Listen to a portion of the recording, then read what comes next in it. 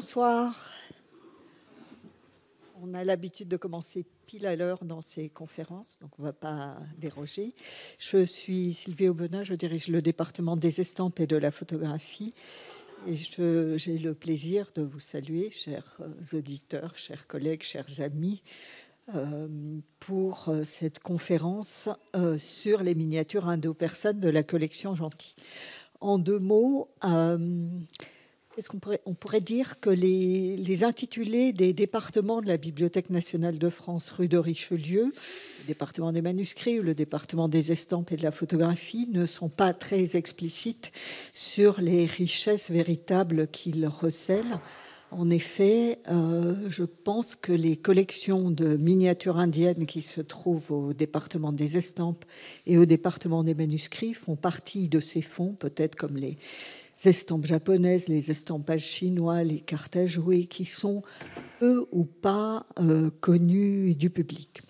C'est donc avec un grand plaisir que je vous annonce que vous allez en savoir beaucoup plus à travers la collection Gentil sur les collections de miniatures indo-persanes du département.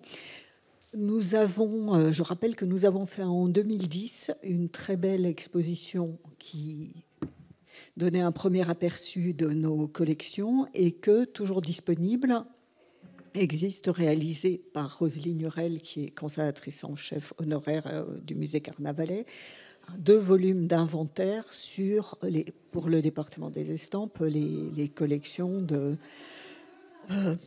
miniatures indiennes et persanes et mogholes. Et elle indique dans son introduction que nos collections de miniatures indiennes sont de loin les plus nombreuses, mais j'imagine aussi les plus belles de France, et certainement une des collections de référence mondiale. Pourquoi ça ? Eh bien, vous allez le découvrir parce que depuis le XVIIIe siècle, un certain nombre de collectionneurs ont pu, grâce aux collections qui vont constituer, enrichir les collections de la Bibliothèque nationale. Parmi eux, il y en a 3 principaux. Le colonel Jean-Baptiste Gentil, dont on va vous parler ce soir, Abraham Porcher des Ouches et la collection Smith-Le Souef, qui se trouve en partie au département des manuscrits. Pour vous en parler, et sans vous en dire plus sur le fond, nous avons le plaisir d'accueillir d'abord Aditi Gupta, qui est actuellement doctorante à l'université d'Oxford et qui prépare justement une thèse sur la vie et l'œuvre de Jean-Baptiste Gentil. Donc, personne n'en sait plus sur lui qu'elle. Jérôme Petit, qui est le conservateur du département des manuscrits, qui est chargé spécifiquement des collections d'Asie du Sud et d'Asie du Sud-Est, et qui par ailleurs anime un séminaire de recherche à l'École pratique des hautes études, et Pauline Chouniet, qui est conservatrice chargée des dessins au département des estampes, et parmi les dessins, il y a aussi les miniatures indiennes. Donc tous les 3 vont tour à tour vous en dire plus sur ce fond fabuleux et sur la personnalité du colonel Gentil. Je leur laisse la parole.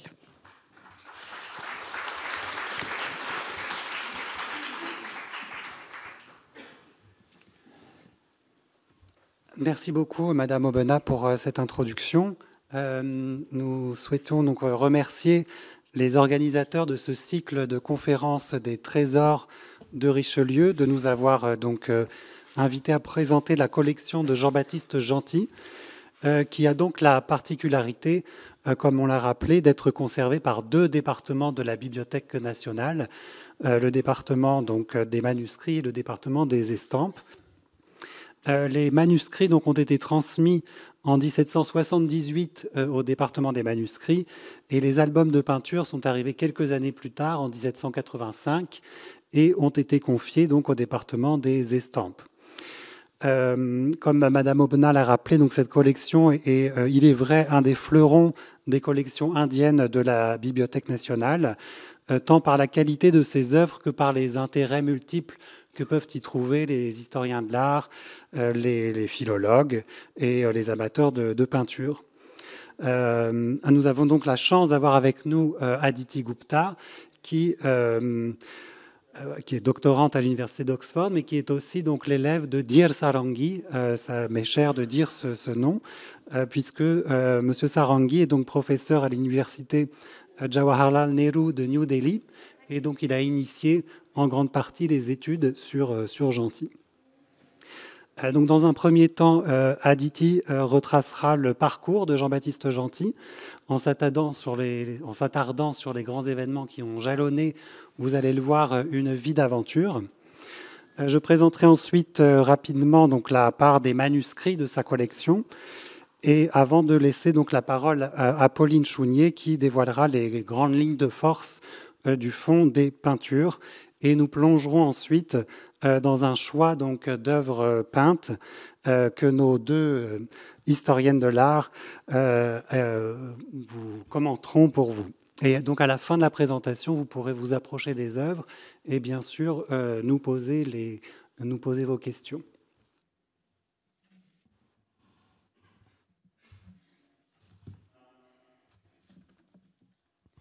En 1777, lorsque Jean-Baptiste Gentil revint dans sa ville natale de Bagnols, dans le sud de la France, après 25 années passées au service en Inde, il fut accueilli par son frère, qui vivait encore dans la maison familiale, celle de droite.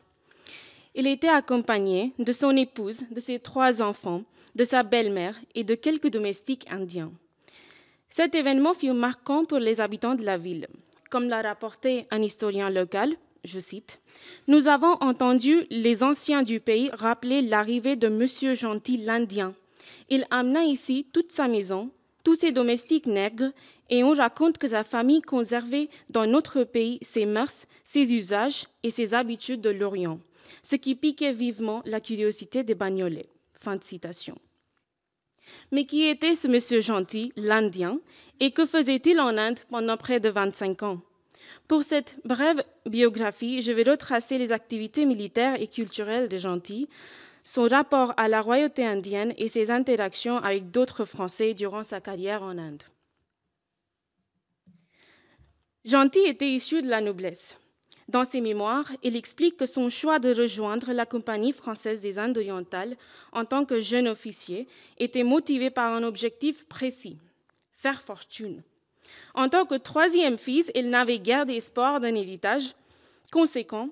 Durant son séjour en Inde, il épousa Thérèse Velho, une Indo-Portugaise avec qui il eut un fils, né lui aussi en Inde. Ces 2 filles ne survécurent pas, malheureusement. Lorsque Gentil arrive en Inde, en 1752, la situation politique est instable. L'Empire moghol, une dynastie qui a régné pendant 2 siècles, touche à sa fin. Shah Alam II est alors l'empereur en titre. Le déclin de l'Empire attire les groupes locaux ainsi que les compagnies commerciales européennes, telles que la Compagnie anglaise et la Compagnie française des Indes orientales, qui entrent en concurrence les unes avec les autres. L'ambition coloniale est à son apogée. Les 8 premières années en Inde, Gentil fut employé par la Compagnie française des Indes orientales, sous la direction de Joseph-François Dupleix, alors gouverneur général de l'Inde française. Gentil faisait partie du régiment français qui soutenait un royaume indépendant dans la région du Décan. Il apprit à naviguer dans les subtilités diplomatiques du pays. Il maîtrisa rapidement le persan, la langue officielle de la cour moghole, ce qui lui permit d'interagir avec les élites locales et d'accéder à des connaissances socioculturelles essentielles. Cette compétence lui fut particulièrement précieuse lorsque, après la débâcle de la Compagnie française, suite à sa défaite lors de la guerre de 7 ans, il dut chercher un nouvel emploi en Inde. Après un emprisonnement temporaire par la Compagnie anglaise et un bref passage en tant que conseiller militaire auprès du gouverneur du Bengale, Gentil s'établit finalement en Awadh.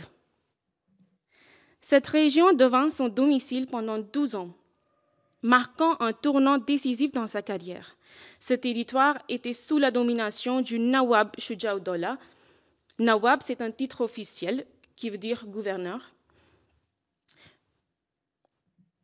À Awadh, Gentil y supervisa la production d'armes modernes et entraîna les troupes aux techniques de guerre européennes.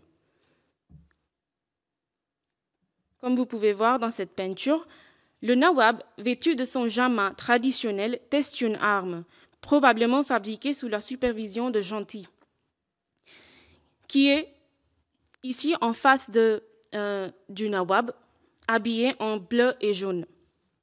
À Faizabad, la capitale de cette région, Gentil résidait au sein même du palais du Nawab, situé près de la rivière Gagra.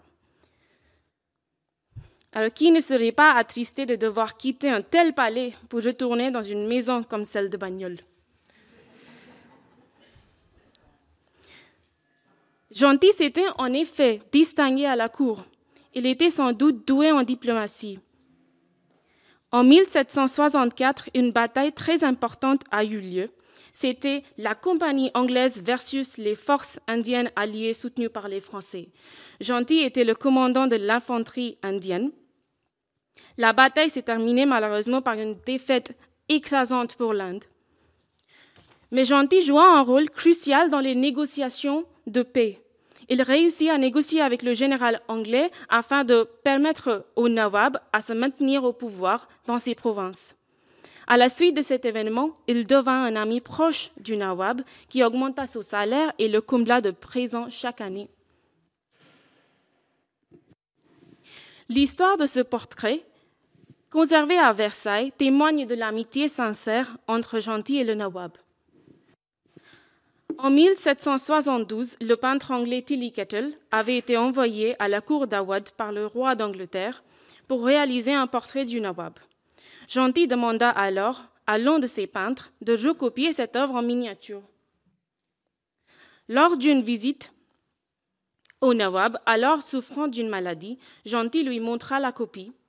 Le Nawab, charmé, le garda et le donna au résident anglais à la cour. Lorsque Gentil protesta, il lui répondit « Qu'avez-vous besoin de ce tableau? Mon portrait n'est-il pas gravé dans votre cœur ?»« Oui, répliqua Gentil, mais comment vous faire voir à mes amis n'en pouvant jamais sortir ?» Bonne question. Finalement, Gentil repartit avec l'original de Tilly-Kettle et plusieurs autres copies par le peintre Nawassilal, un des 3 artistes qui bénéficiaient de son soutien. Grâce à son amitié étroite avec le Nawab, Gentil eut également l'honneur de rencontrer personnellement l'empereur moghol au pouvoir à l'époque, Shah Alam II. Une peinture dans un recueil commandité par Gentil illustre une scène où le Nawab présente lui-même notre protagoniste à l'empereur, soulignant ainsi le statut privilégié dont jouissait ce Français à la cour indienne.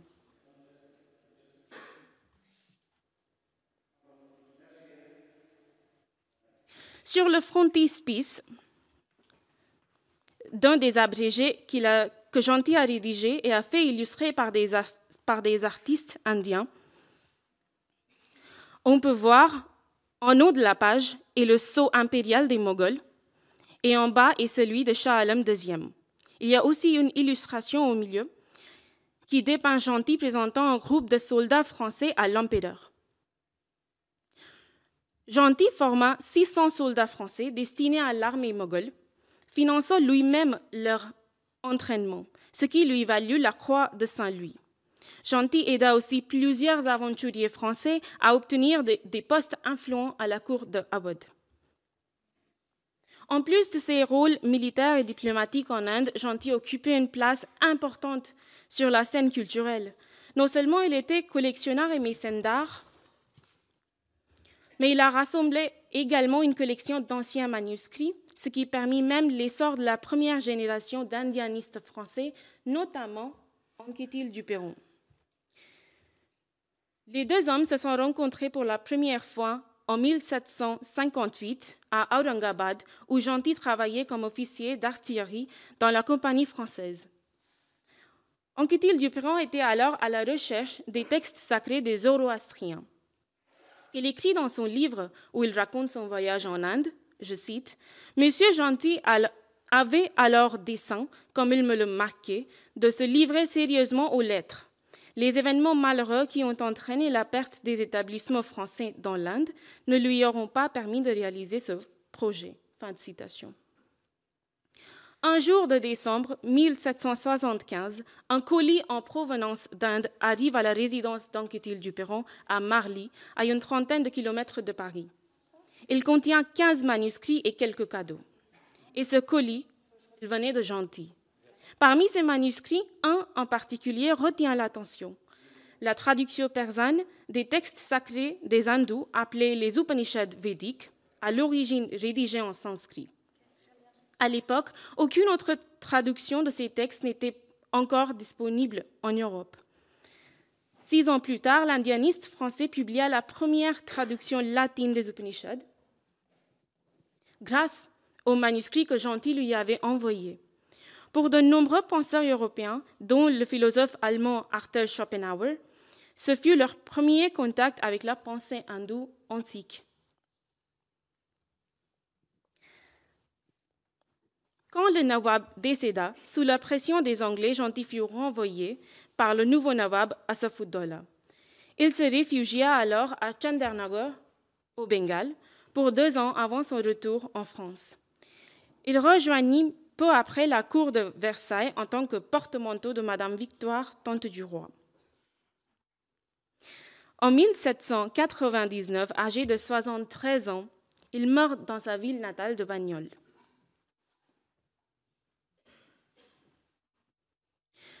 Même son acte de décès rappelle combien il était perçu comme un Indien dans son propre pays. Son fils unique devint gentilhomme de chambre du roi à Versailles. Pour honorer la mémoire de son père, il ajouta à son nom celui d'Akbarpur. C'est en fait le nom de la ville indienne où Gentil avait œuvré pour que le Nawab puisse retrouver ses territoires perdus aux mains des Anglais, après la bataille évoquée plus tôt dans cette biographie.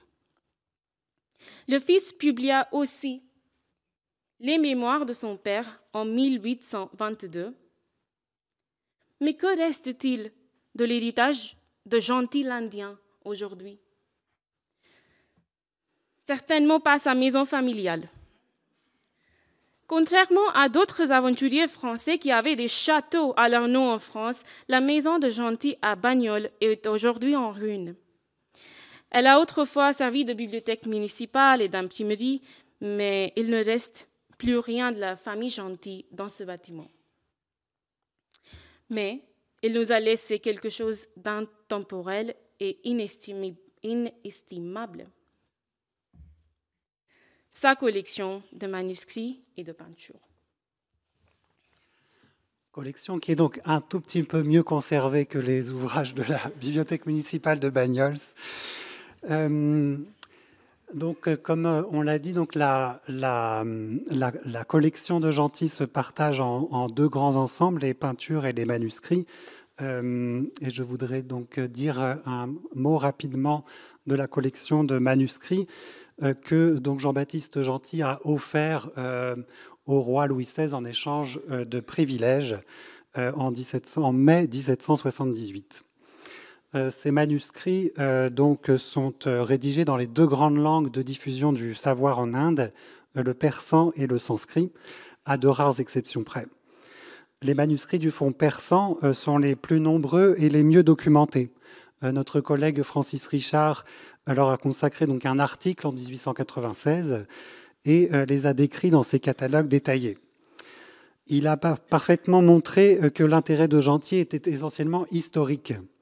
Les manuscrits persans que ce dernier a collectés ne présentent très rarement des peintures ou des reliures luxueuses telles que le monde indo-persan les appréciait pourtant. La plupart donc des 104 manuscrits persans du fond relèvent essentiellement donc de poèmes historiques, un genre dans lequel les poètes indo-persans ont par ailleurs excellé.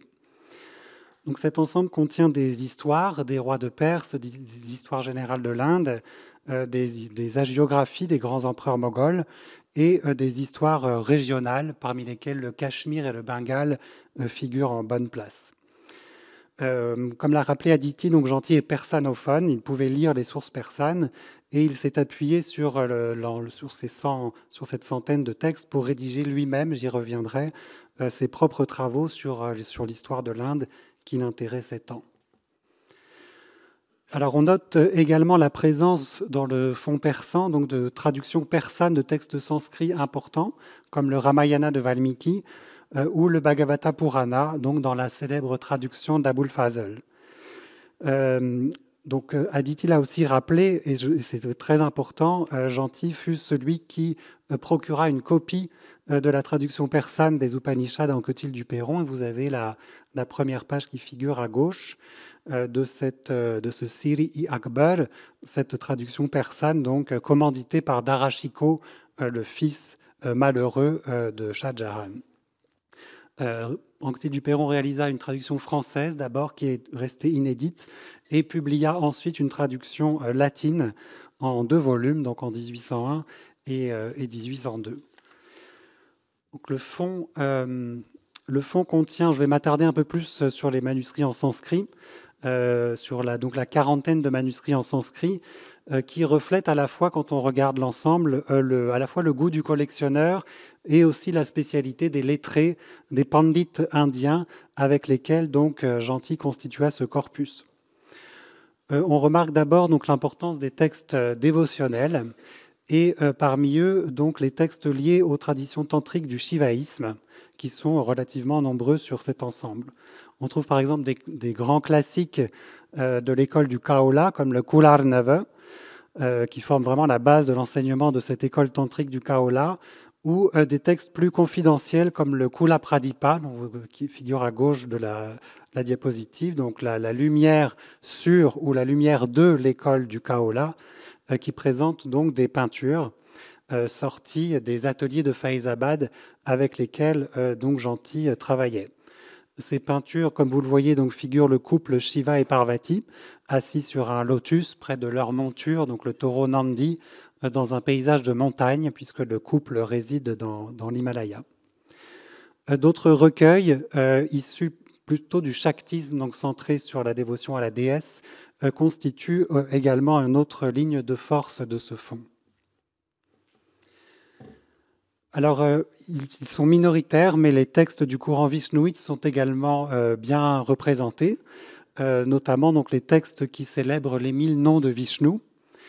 Certains recueils contiennent également des copies de la célèbre Bhagavad Gita, qui met donc en scène l'enseignement du dieu Krishna auprès du prince Arjuna, que vous avez donc à droite de cette diapositive. 2 copies donc présentent des peintures dans le style habituel que vous commencez à reconnaître maintenant, donc de ces ateliers de Faizabad, et une 3e copie est importante pour les philologues puisqu'elle contient donc la Subodhini, un commentaire sanskrit composé par Sridhara Swamin au XIIIe siècle.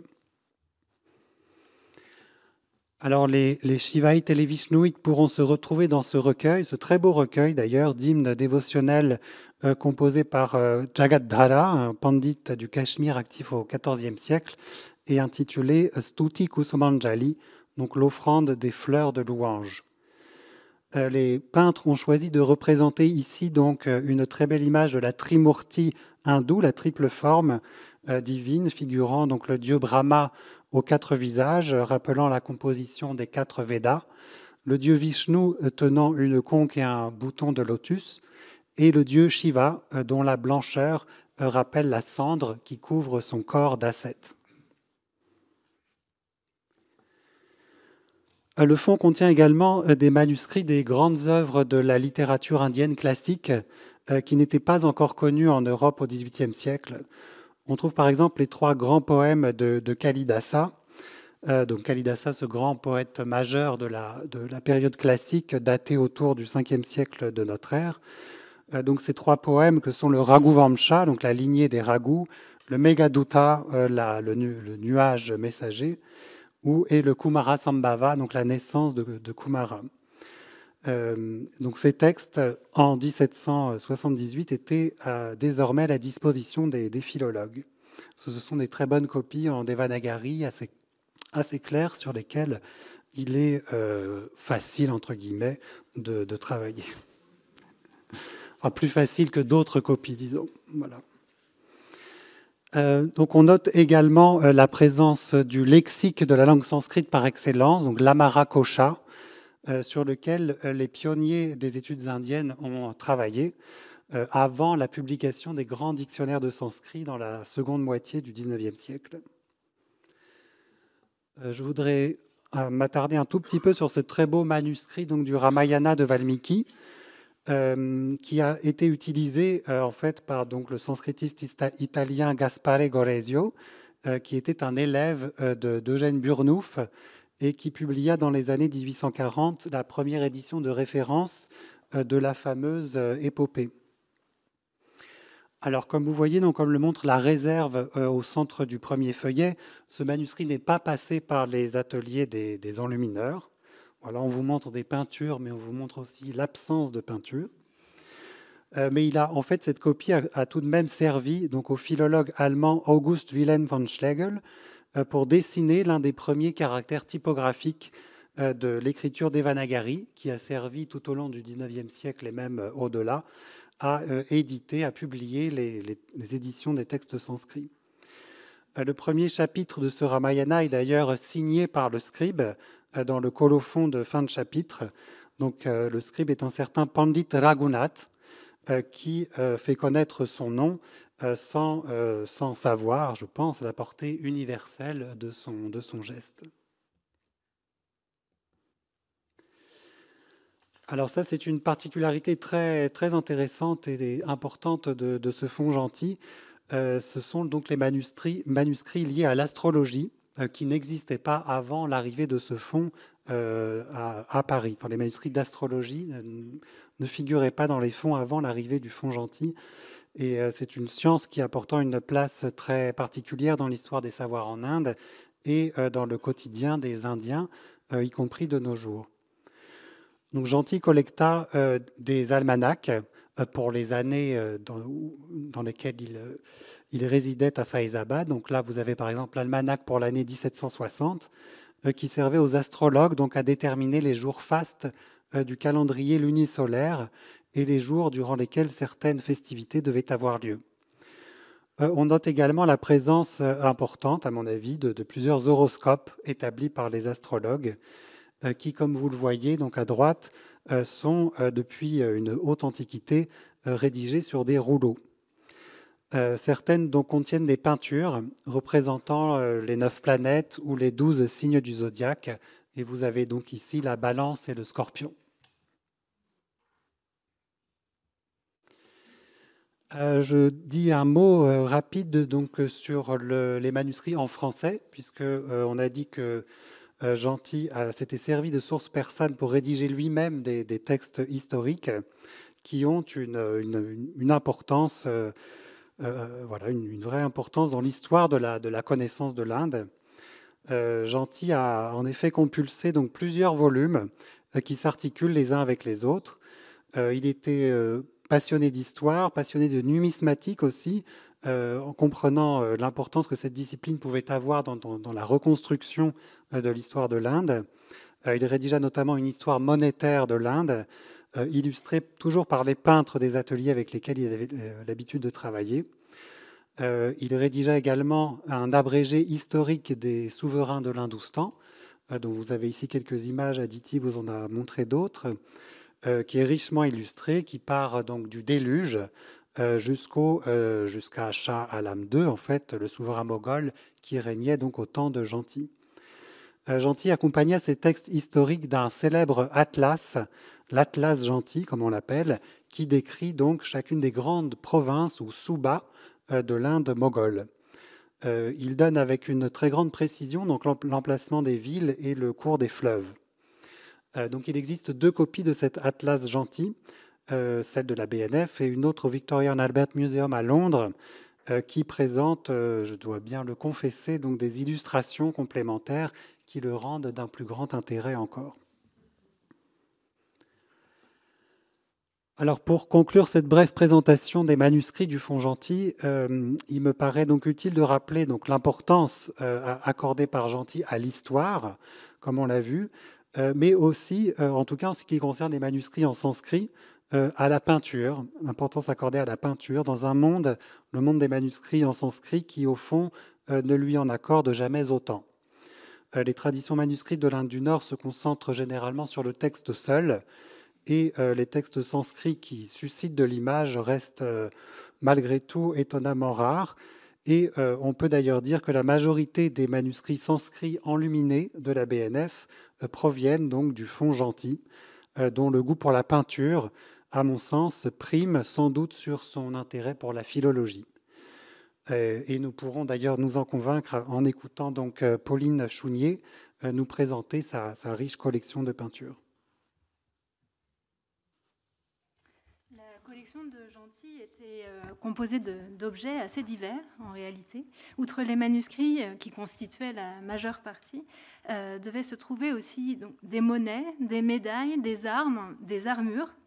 Et on peut citer aussi dans les cargaisons venant d'Inde des animaux qu'il aurait voulu acclimater pour l'élevage en France. Il essaie ainsi, mais sans succès, de faire venir des moutons du Tibet avec pour ambition de concurrencer la laine espagnole vendue en France. Alors, au-delà de l'anecdote, cette démarche laisse entrevoir aussi un homme qui n'est pas seulement un érudit, un amateur de peinture, mais aussi un homme de son temps, un homme des Lumières qui sait s'intéresser au commerce et à la production du textile. Mais ce qui va nous intéresser maintenant, c'est sa très vaste collection de peintures. Gentil donne au cabinet des estampes, les miniatures indo-persanes, en majorité conservées dans des albums. Il donne aussi des dessins d'architecture de très grand format et 3 essais dont on a déjà parlé, des essais dont il est l'auteur et qu'il a fait illustrer par des peintres indiens. Si le don au manuscrit est fait tout juste après son retour en France, en 1778, il se passe 6 années avant le don des peintures et des dessins au cabinet des estampes, qui a lieu donc en 84-85. Gentil a sans doute voulu utiliser en fait, cette nouvelle donation, celle des peintures, comme un levier, car il attendait des contreparties pour ses dons. Il faut se souvenir, et Aditi nous l'a rappelé, que Gentil tenait en Inde une position éminente à la cour de Shuja-Uttaula, et il recevait des honoraires très, très confortables. Et de retour en France, on peut imaginer la forme de déclassement social qu'il a vécu, même s'il était colonel d'infanterie et même si à Versailles, il était entré au service de Madame Victoire, la tante de Louis XVI. Alors, par l'intermédiaire du cabinet des estampes, Gentil veut exprimer 2 revendications auprès du roi. Il voudrait un bénéfice, une pension pour son frère qui était abbé à Lyon, et il voudrait la reconnaissance aussi par le roi de France des lettres de noblesse qui avaient été accordées à sa famille par le duc de Savoie au XVIe siècle. Le garde du cabinet des estampes de l'époque, Hugues-Adrien Joly, a très vite compris l'intérêt de la collection, même s'il n'est pas orientaliste comme l'est son collègue Louis-Mathieu Langlès au manuscrit. Et il va se donner beaucoup de mal pour mener à son terme cette affaire et ménager son précieux donateur. À la fin de l'année 1785, la dizaine d'albums donc, et les portefeuilles de dessin sont remis au cabinet des estampes et finissent par être enregistrés dans les inventaires. Mais le colonel Gentil, quant à lui, n'a jamais reçu les contreparties qu'il espérait. Il tente à nouveau, quelques années plus tard, sous la Révolution, d'obtenir une compensation financière, mais il n'obtient pas gain de cause. Alors, il est certain que la collection Gentil est un des fleurons des collections indiennes du département des estampes. L'historiographie l'a aussi présenté comme le noyau historique des collections indiennes, ce qui est moins vrai, ce qui occulte les jalons qui avaient été posés par des prédécesseurs. Et grâce au travail monumental de l'historienne de l'art Roselyne Hurel, sur les 2500 peintures et dessins du Fonds indien du département des estampes, il est permis de remettre l'arrivée de la collection Gentil dans son contexte historique. Les premières œuvres indiennes entrent en réalité au cabinet des estampes dès les années 1730, mais c'est surtout dans les années 60 qu'un noyau de peinture indienne se constitue au cabinet. Il émane des voyageurs français qui sont rentrés d'Inde après la défaite face à l'Angleterre, notamment après la chute de Pondichéry en 1761. On peut évoquer le cas du chevalier de Noirfosse, qui est lui rentré après les défaites françaises en 1763, donc bien avant Gentil, et qui donne peu après au cabinet des estampes quelques miniatures comme cette peinture de Mourchid-Abad.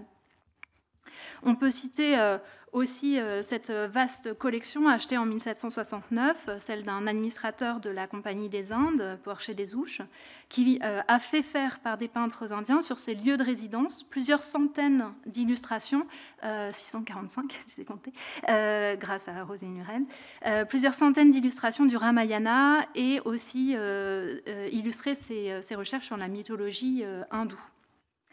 Et quant aux libraires parisiens, il commençait dans ces années justement à vendre l'art indien qui était rapporté par les voyageurs, et le cabinet des estampes en a acheté à plusieurs reprises à ces libraires, comme ces peintures de l'Andhra Pradesh qui ont été réalisées vers 1720-1730, ou ces 200 autres dessins représentant des divinités hindoues réalisés à Madras vers 1780.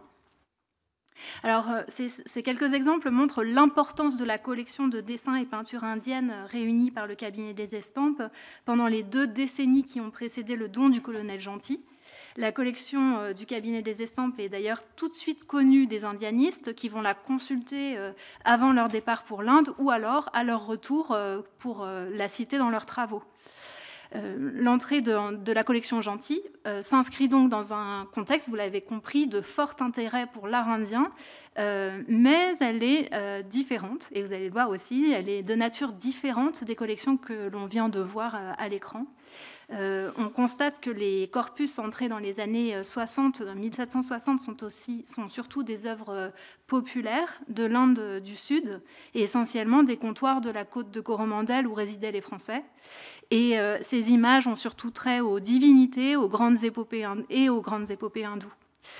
Et le don Gentil, vous allez le voir avec les œuvres qui seront sorties ce soir, lui va surtout renforcer considérablement le nombre de peintures mogholes du cabinet des estampes, qui ne s'élevait précédemment, avant cette entrée, qu'à une trentaine de pièces. Donc la collection Gentil va décupler ce chiffre, car elle comporte près de 300 peintures mogholes. Gentil a constitué cette collection pendant plus d'une décennie, et de la même manière qu'il a formé sa collection de manuscrits, il n'a pas acheté en bloc une collection déjà toute faite, mais il l'a construite au fil du temps dans une démarche tout à fait personnelle. Et il a pour cela procédé évidemment à des achats, mais aussi à des échanges avec d'autres collectionneurs, comme son contemporain Antoine Pollier, présent lui aussi à la cour de Shuja-ud-Daula et dont la collection, presque jumelle de la sienne, est en partie aujourd'hui conservée à Berlin. La collection Gentil peut se diviser en 3 grands types de producteurs ou d'écoles de peinture.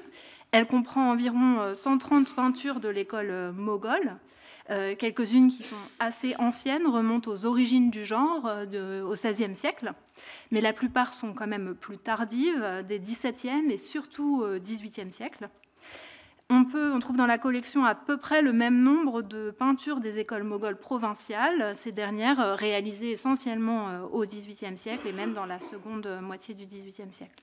Et enfin, pour l'autre grande catégorie d'œuvres, il s'agit de plusieurs centaines d'illustrations qu'on a déjà vues à l'écran lorsqu'on a vu les manuscrits de Gentil, qui étaient commandés par Gentil pour accompagner ses essais historiques, des dessins qui étaient réalisés par les peintres indiens qu'il côtoyait à Faizabad et que l'on peut assimiler au genre des company paintings, c'est-à-dire, ou proto-company paintings peut-être, c'est-à-dire des œuvres dédiées à un public occidental. En nombre d'illustrations, cette dernière catégorie est la plus importante, mais il s'agit souvent de petites vignettes insérées dans les pages manuscrites de ces essais. Et ces nombreuses vignettes vont expliquer aussi statistiquement la prédominance de la catégorie iconographique des costumes et mœurs dans l'ensemble de la collection Gentil. Mais si on met cette catégorie à part, qu'on considère uniquement les peintures mogholes, le genre le plus représenté, et on le verra tout à l'heure, en vrai, c'est le portrait, les portraits d'empereurs, de dignitaires, de courtisans, de religieux. Les portraits étant suivis par des scènes, dans cette collection, des scènes de genre, auxquelles s'ajoutent aussi des représentations d'animaux et de plantes, et on en verra aussi. Alors, encore une fois, s'il est possible aujourd'hui de dénombrer ainsi cette collection, c'est parce que l'on peut s'appuyer sur le travail de Roselyne Hurel, qui a catalogué une à une les peintures, en a identifié les sujets et en a proposé des attributions. Ce soir, nous allons vous montrer une dizaine de peintures et un volume de portraits. Elles sont donc loin de représenter la totalité de la collection, qui, elle, en revanche, est numérisée, accessible entièrement sur Gallica. Et donc, vous pourrez la feuilleter à l'issue de cette conférence. C'est donc une sélection drastique que nous avons fait ce soir, orientée selon quelques axes thématiques. Nous allons nous concentrer d'abord sur un album avec Aditi, un album de portraits de cours, puis des peintures représentant des divertissements princiers, pour finir par des illustrations littéraires et légendaires. Donc voici l'arrivée du volume.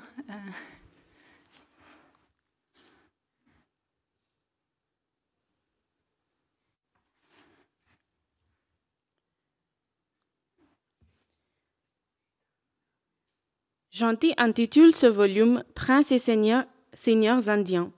Il comporte des peintures qui représentent les empereurs moghols et leurs seigneurs de cour. Gentil, comme d'autres aventuriers européens, s'est beaucoup intéressé à l'histoire de la dynastie moghole. Les portraits de cour représentent, comme vous avez vu, le deuxième élément le plus important de cette collection.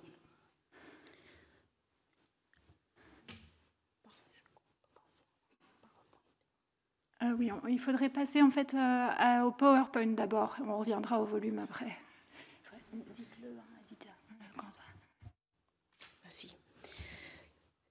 Gentil a également collectionné une généalogie en 20 portraits. Voici les 6 premiers empereurs et leurs années de naissance. Cette dynastie a duré du 6e au 18e siècle en Inde. En 1526, un prince afghan défait les souverains en place pour se proclamer l'empereur de l'Inde. Ce jeune prince s'appelle Babur et devient le fondateur de l'empire moghol en Inde. Si l'empire commence par Babur, pourquoi voit-on le portrait de Timur, aussi appelé Tamerlan, en premier? L'ascendance de Babur remonte à Tamerlan du côté de son père.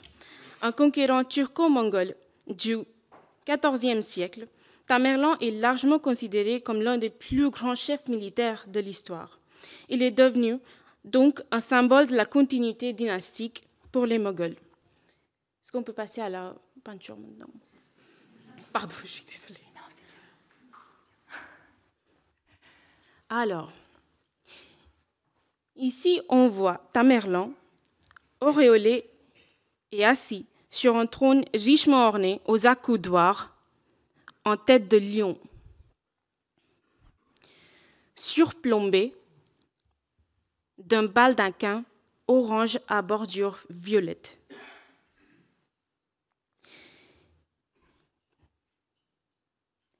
Il domine une scène organisée devant un paysage vallonné baigné d'un ciel crépusculaire.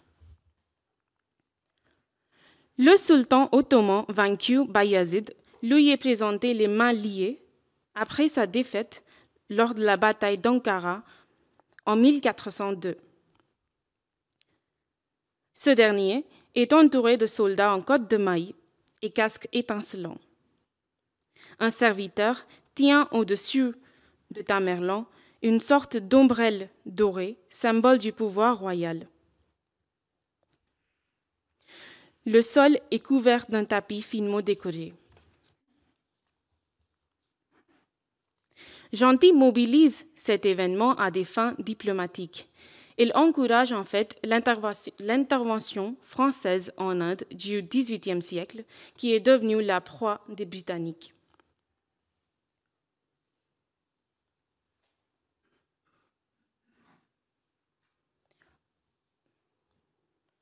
Est-ce qu'on peut passer à la au PowerPoint, pardon. Merci.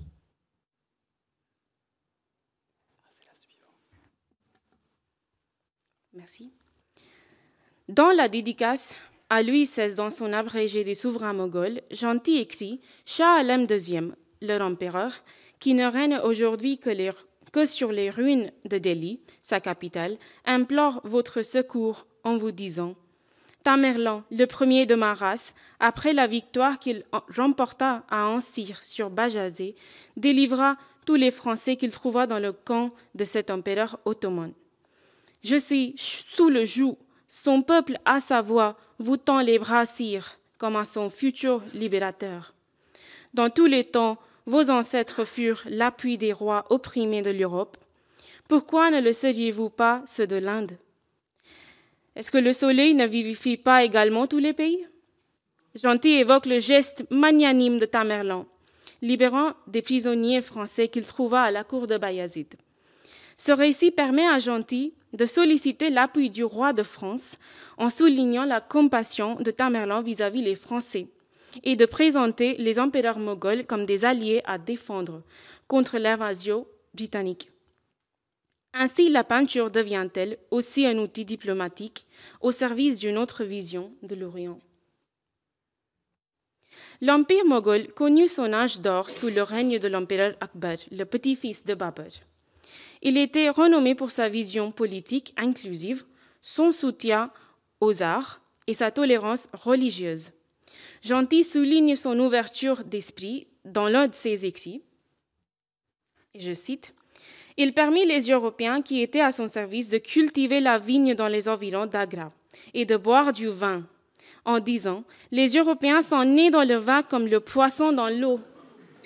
C'est donc leur ôter la vie que de leur en défendre l'usage. » Le prince avait plus que de l'indifférence pour l'islamisme, quoique élevé dans toute la rigidité de cette religion, il rompit les chaînes de la superstition.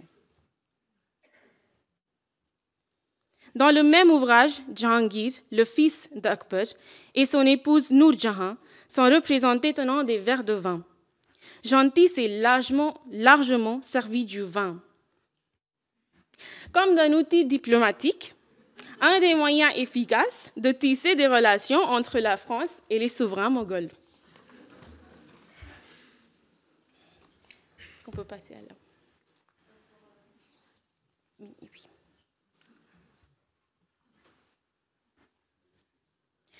Cette peinture donc représente le futur empereur Jahangir au moment où il était encore un jeune prince appelé Salim. Ici, il est dépourvu d'auréole impériale. Cependant, des aigrettes ornant son turban signalent son appartenance à la dynastie moghole. Il avance vers la gauche, monté sur un cheval d'un bleu clair, remarquable, aux jambes teintées d'orange.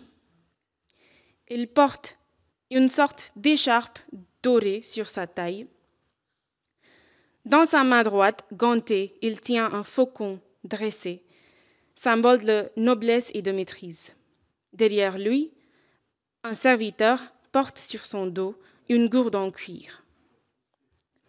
Ce dernier arbore un tissu décoratif sur le buste. Le paysage est aride, ponctué d'un arbre isolé au feuillage léger et de quelques arbres lointains.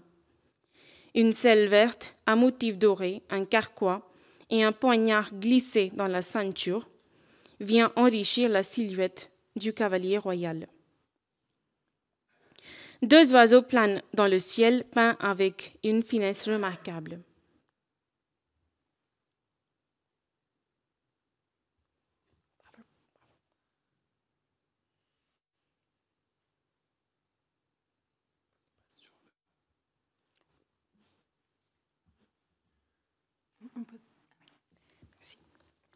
Ce volume a beaucoup fasciné le peintre symboliste du XIXe siècle, Gustave Moreau, qui a réalisé cette étude d'après le tableau dont nous venons de parler. Il déclare en consultant cet album au cabinet des estampes: Prince et seigneur indien, acquisition gentille, miniature, admirable, a beaucoup consulté. L'artiste s'est directement inspiré de nombreuses pages d'albums de cette collection pour nourrir certains de ses tableaux avec des motifs orientaux. Dans ce volume, au verso de chaque peinture, se trouvent les illustrations botaniques datant de l'époque de Shah Jahan, fils de Jahangir. C'est Shah Jahan qui a fait construire... Qu'est-ce qu'il a fait construire? Le Taj Mahal, en mémoire de son épouse. L'architecture de cette merveille du monde est connue pour la technique de la pietra dura, un art raffiné consistant à incruster des pierres colorées dans le marbre blanc afin de créer des motifs floraux d'une grande finesse. Gentil indique lui-même que les botaniques du volume sont tirées d'après nature, par ordre et pour les empereurs. En effet, ces motifs rappellent ceux du monument avec leur délicate composition florale d'une précision remarquable, typique du style ornemental de l'apogée de Shah Jahan. De manière générale, les motifs floraux occupent une place centrale dans la collection. On les retrouve notamment dans les bordures de nombreuses peintures. Ces ornements, souvent peints sur fond doré ou coloré, sont devenus une véritable signature visuelle. Aujourd'hui, les spécialistes s'appuient sur ces bordures pour identifier les pages provenant des albums de Gentil. On va passer à la caméra et à notre deuxième typologie d'œuvres à voir ce soir. Donc les divertissements princiers qui sont aussi très bien représentés dans cette collection. Et nous allons commencer par deux peintures qui représentent un même sujet. Et Gentil les avait lui-même rapprochées dans son inventaire en les décrivant comme deux miniatures de la fête d'Holi. Et il visait juste la fête de la Holi, fête du printemps, au cours de laquelle on peut s'asperger de couleurs et de tradition hindoue, mais elle est adoptée à la cour de l'empereur moghol. Et là, si Gentil fait le rapprochement entre les deux œuvres, c'est une association purement iconographique. Elles ne sont probablement pas de la même main, et il s'agit plutôt de deux versions d'un même sujet ou d'un même lieu commun de la peinture moghole.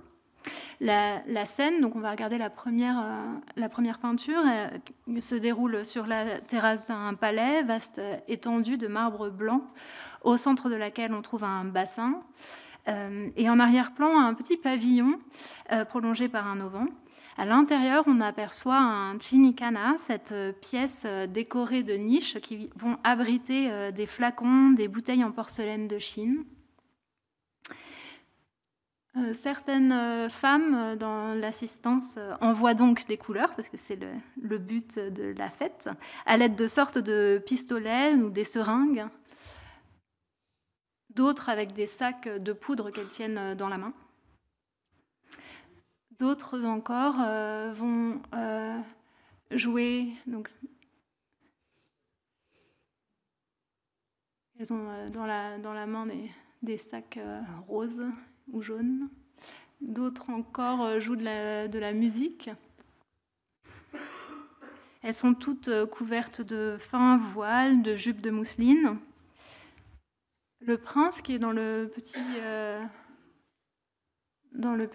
pavillon, a été identifié comme l'empereur Jahandar Shah, le fils de Bahadur Shah, mort en 1713. Et il fume ici à l'aide d'un hookah.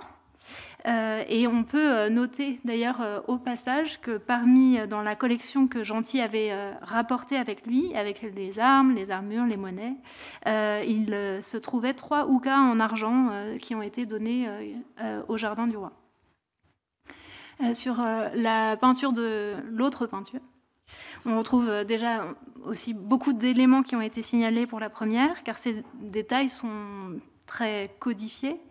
Leur rôle étant de souligner ce raffinement de la vie de cour, ces costumes, les fameuses jupes de mousseline, la musique aussi, la présence de musique. Alors le hookah, justement, qui est porté par la suite des eunuques, les flacons, qu'on va retrouver aussi dans les chinicana qui sont dans les pavillons. Et puis les femmes jouent aussi de la musique ici, un tambour, on voit un tambour à 2 têtes, qui est accompagné cette fois aussi d'une cithare. Le sol de marbre blanc est ici complètement recouvert de couleurs, et donc c'est peut-être la fin de la fête. Encore une fois, s'agit-il d'un portrait d'empereur qui est peut-être l'oncle de celui qui était présenté sur l'autre peinture. Donc ce serait Azam Shah, le frère de Bahadur. On peut passer à la peinture suivante.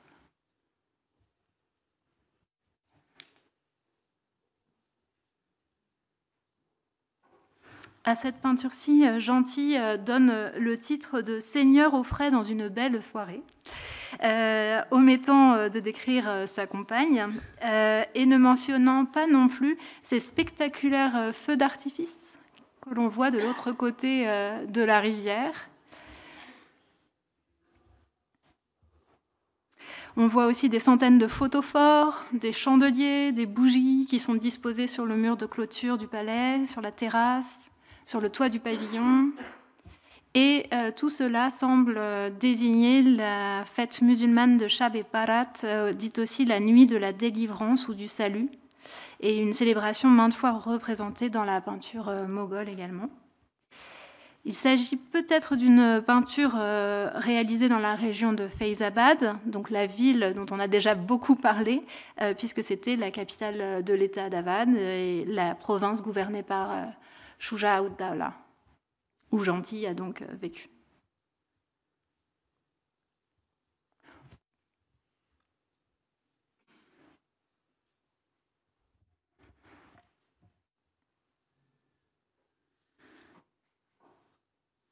Toujours de la même école de Faizabad, de même école de peinture, donc Gentil vraiment acheté en circuit court. Donc cette peinture représente à nouveau une scène nocturne, mais là on voit que le sol habituellement blanc des palais s'est teinté de brun, comme éteint, avec une lumière qui va provenir ici de la richesse des tissus, des parures de perles qui sont portées par les femmes. Ces femmes qui sont réunies ici pour accompagner leur maîtresse au lit nuptial qu'on voit de l'autre côté de la scène. On note ici une façon assez personnelle et différente des peintures qu'on a vues précédemment de peindre les visages avec des yeux qui sont comme de très grandes amandes bordées de rouge. Et quant au bas du visage, il est extrêmement rond, quasiment circulaire.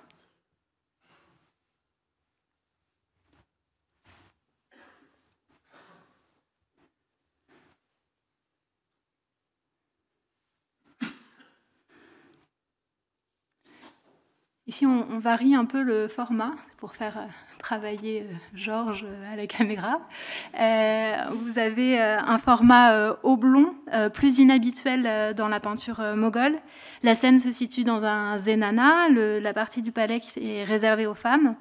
Et il s'agit à nouveau d'une fête nocturne éclairée à la lueur des chandeliers, des torches.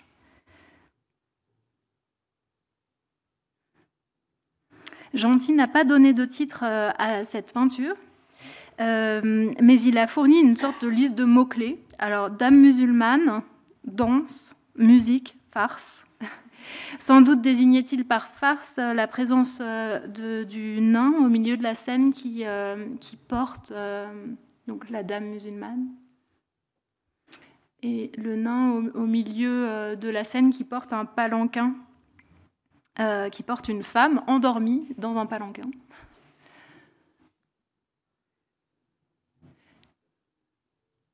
Cette peinture-là est signée en bas à droite, à l'encre rouge, en persan, Chitarman, Ce peintre est connu. Son nom de naissance est Kalian Das et c'était un des chefs de l'atelier impérial, actif vers 1745. Et selon l'historien de l'art Terence McInerney, Chitterman aurait laissé cette peinture inachevée et elle aurait été reprise ultérieurement par un artiste de Lucknow pour ce qui concerne l'architecture et le paysage très verdoyant, très vallonné que l'on voit en arrière-plan et qui ne pourrait pas être, selon lui, de la main de Chitterman.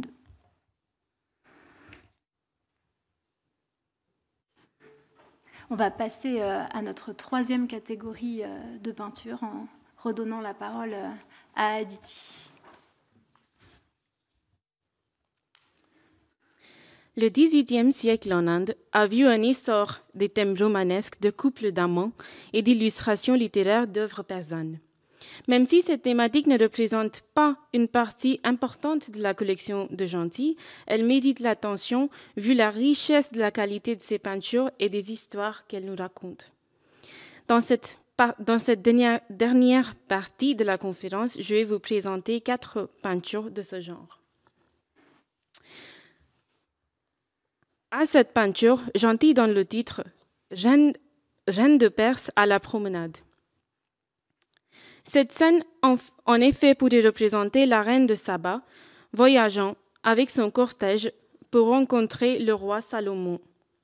Au premier plan, la princesse, vêtue d'un style persan traditionnel, est assise dans un palanquin couvert, fixé entre 2 dromadaires aux harnachements ornés de motifs dorés et de tissus brodés.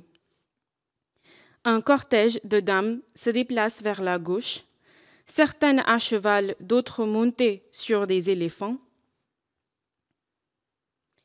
Et en arrière-plan, une ville blanche s'élève sur une hauteur, probablement Jérusalem. Les montagnes, arbres et collines, peints d'une manière dynamique, créent un cadre dynamique renforçant l'impression de voyage, d'anticipation. La reine de Saba régnait sur un vaste territoire s'étendant de la mer Rouge à l'océan Indien. Séduite par la renommée du roi Salomon, elle entreprend un long voyage pour le rencontrer. L'histoire raconte que lors de son séjour, les deux développèrent des relations intimes. De retour dans son royaume, la reine donna naissance à un fils qui s'appelle Ménélik. À l'âge adulte, il visita son père Salomon en Israël. Ce récit est considéré comme l'origine de la dynastie éthiopienne. Il s'avère aussi comme une allégorie du dialogue entre l'Occident et l'Orient.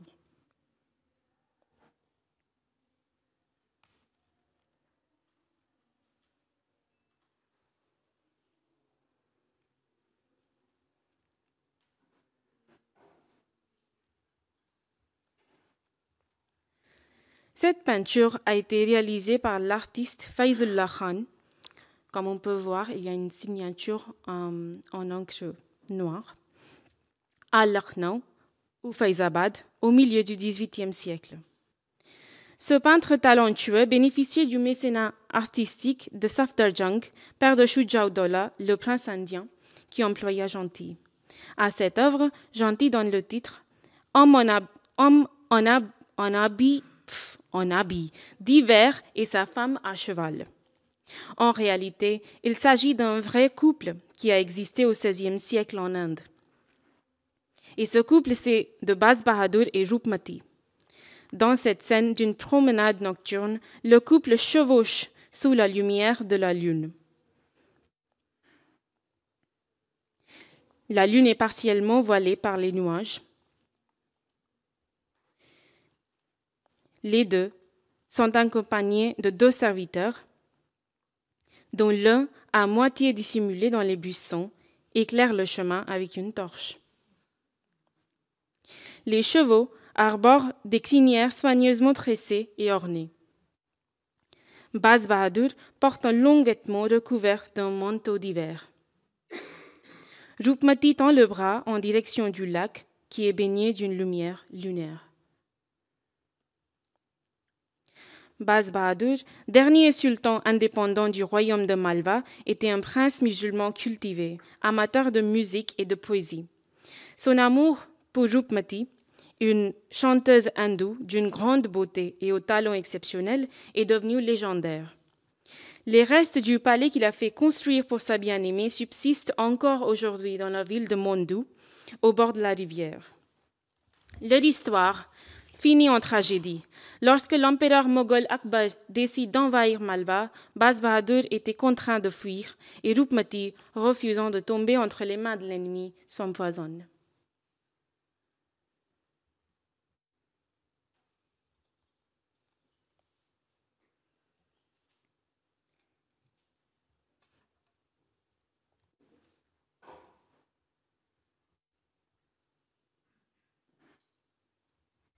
Cette miniature de l'école moghole illustre une scène du poème Youssouf et Zulekha, écrit par le poète persan Jami au XVe siècle. Ici, on voit un groupe de femmes réunies dans un pavillon de marbre blanc. Sous un trône protégé est assise Zulekha, la femme de Potiphar, un haut dignitaire égyptien. Elle est entourée de servantes et de dames de la cour.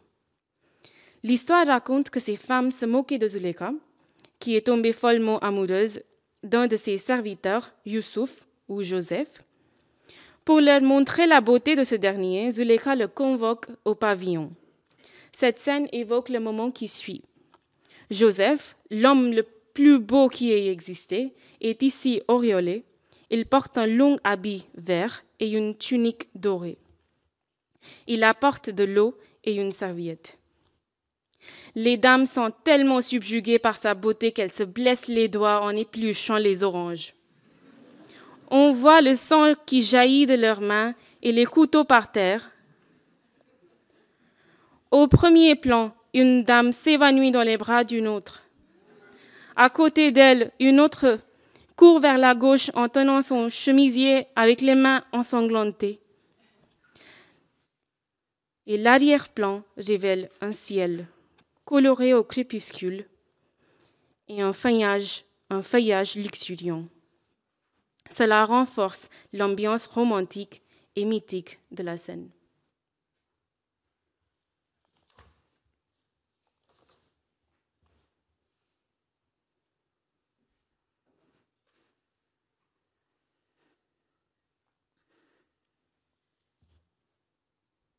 Le couple légendaire Leila et Majnun a connu une faveur particulière en raison du destin tragique qu'il a dû subir. L'histoire a été contée par le poète persan Nizami dans son recueil de poèmes du XIIe siècle. Ce tableau illustre l'un des premiers moments marquants de cette tragédie. La scène se déroule dans un madrasa ou école islamique. L'image est dominée par une architecture élégante avec des colonnes ornées de motifs floraux et un tapis richement décoré couvrant le sol. Assis au centre, un vieil enseignant anime le cours. Un jeune garçon, tout en bas à gauche, qui s'appelle Keis, rencontre Leila, assise en face de lui, habillée en jaune, et les deux camarades tombent amoureux l'un de l'autre. Tout absorbé par son amour, Keis ne prête aucune attention à la leçon. Son regard est fixé sur Leila. Elle semble tout aussi perdue dans cet amour naissant. Ils étaient bien loin de se douter de ce que le destin leur réservait. Keis sombre dans la folie et erre dans le désert, devenant Majnun, mot qui veut dire en persan le fou d'amour. Les parents de Leila poussent la jeune fille à se marier à un autre et elle préfère mourir. Majnun se rend sur la tombe de Leila et meurt à son tour. À ce jour, la tombe de Leila et Majnun, située dans une petite ville de l'État de Rajasthan au nord-ouest de l'Inde, continue d'être fréquentée par de jeunes couples et touristes qui viennent voir les amants qui n'ont été unis que dans la mort.